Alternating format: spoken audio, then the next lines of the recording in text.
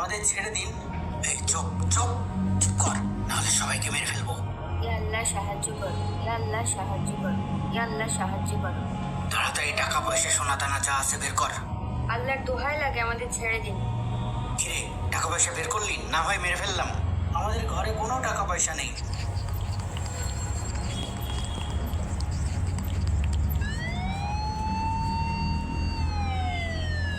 ওস্তাদ, police! Police কেমনে টের পাইলো?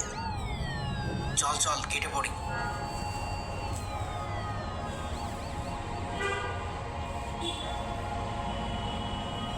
আরে টাকা পয়সা তো কিছুই নিতে পারেনি, এত কান্নার কি আছে তাহলে? টাকা পয়সার জন্য তো কাঁদছি না, আজ যদি আপনার কিছু হয়ে যেত। তো কি হতো, মরে যেতাম। মরে তো যেতেন, কিন্তু যেতেন বেঈমানদার হিসেবে। আপনার সাথে বেহেশতে থাকার স্বপ্ন আমার কোনোদিন পূরণ হতো না। আরে বাদ দাও তো। এখন থেকে তো আপনি অন্তত নামাজ পড়া শুরু করতে পারেন, একটু সৎভাবে ব্যবসা করতে পারেন। এখন ঘুমাও তো।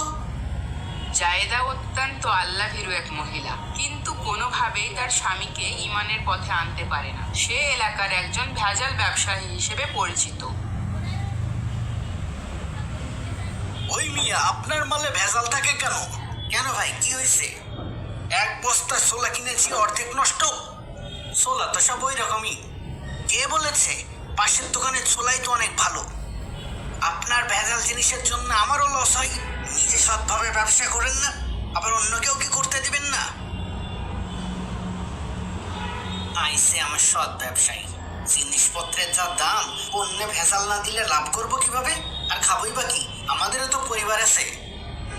হঠাৎ বাড়ির বাইরে পুলিশের সাইরেনের শব্দ।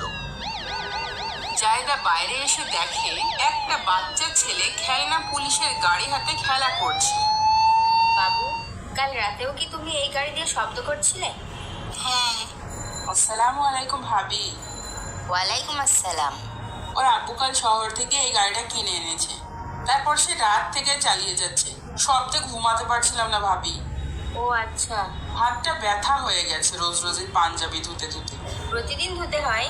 হ্যাঁ ভাবি, ও নামাজ পড়ে তো, আবার ব্যবসাও করে, তাই রোজ রোজ পাঞ্জাবি পরে বাইরে যাই। তাই কাপড় পাক পবিত্র না হলে তো হয় না। আমাদেরও নামাজও পড়ে না, রোজ রোজ পাঞ্জাবি শুকানোর ঝামেলাও নেই। কেন আপা নামাজ পড়ে না কেন?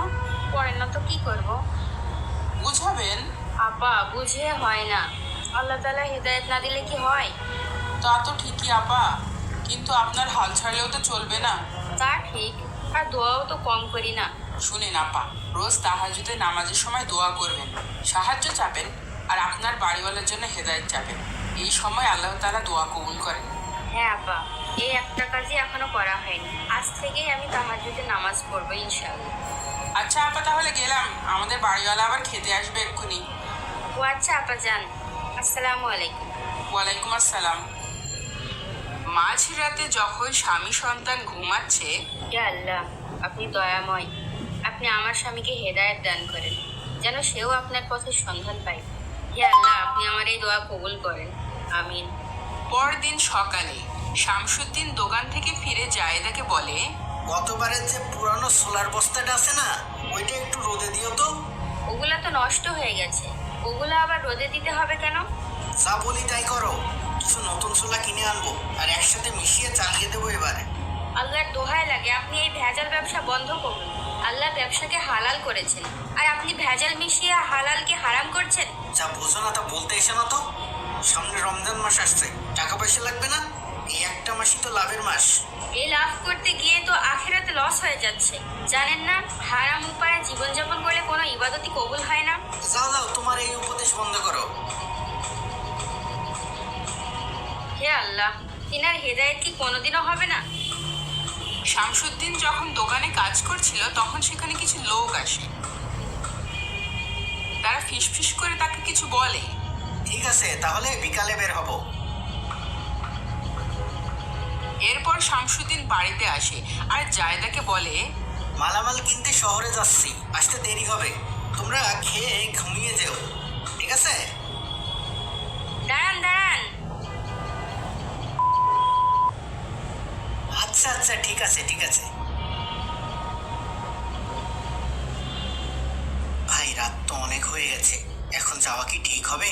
হ্যাঁ, গাড়িও তো তেমন দেখছি না। পথে যদি আবার ডাকাত টাকাত ধরে, বরং রাতটা কোনো হোটেলে থেকে সকালে রওনা দিলেই তো হবে নাকি? আরে না, কিসের বিপদ, আমরা এতজন আছি। আর তাছাড়া বাড়ির লোকজনও তো চিন্তা করবে, তাই না? তা ঠিকই বলেছেন। আর তাছাড়া এখনো এত রাতও হয়নি, চলেন তাড়াতাড়ি যাই। তারপর তারা মালামাল নিয়ে চলতে শুরু করে।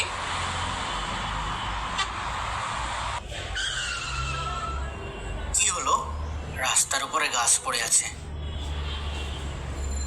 নামা ঠিক হবে? দাঁড়াও, সবাই একসাথে নামি। পাতা খালি কুকড়ায় যায়, খালি কুকড়ায় নষ্ট হয়ে যায়, গাছ উপর থেকে মরে আসে। এই যা আছে সব দেই, নয়তো শেষ করে ফেলবো। ভাই দয়া করেন, এগুলো আমাদের কষ্টের মালামাল, এগুলো নিলে এবারে রোজে আমাদের না খেয়ে থাকতে হবে। চুপ চুপ, একটা কথা বললে আগে তোর জান যাবে। যা আছে দেই। ওস্তাদ, কথাই কাজ হবে না, তুই একটাকে মেরে দিই। আল্লাহ সাহায্য করো, আল্লাহ সাহায্য করো, আল্লাহ সাহায্য করো। ভাই আমাদেরকে ছেড়ে দেন ভাই।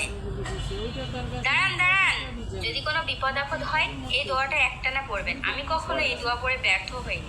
যেন তো ওটা বলেছিল, লা ইলাহা ইল্লা আনতা সুবহানাকা ইন্নী কুনতু মিনাজ জালিমিন। লা ইলাহা ইল্লা আনতা সুবহানাকা ইন্নী কুনতু মিনাজ জালিমিন। কিরে, তাড়াতাড়ি বের কর, নাহলে এক কোপে শেষ করে দেবো। আমাদের মায়ের না ভাই, ভাই আমাদের বাচ্চাগুলো এতিম হয়ে যাবে ভাই। লা ইলাহা ইল্লা আনতা সুবহানাকা ইন্নী কুনতু মিনাজ জালিমিন। লা ইলাহা ইল্লা আনতা সুবহানাকা ইন্নী কুনতু মিনাজ জালিমিন। আচ্ছা, আমার এই দোয়া কি কেউ শুনতে পাচ্ছে? আমি তো মনে মনে পড়ছি, এই বিপদ থেকে কিভাবে রক্ষা পাবো? ওস্তাদ, পুলিশ! তাড়াতাড়ি পালা, তাড়াতাড়ি পালা। আল্লাহ বাঁচিয়েছে। চলো চলো, তাড়াতাড়ি এখান থেকে সরে পড়ি। নিজের অজান্তেই শামসুদ্দিনের চোখ দিয়ে পানি গড়িয়ে পড়ে। মনের ভিতরে একটা অদ্ভুত অনুভূতি কাজ করে।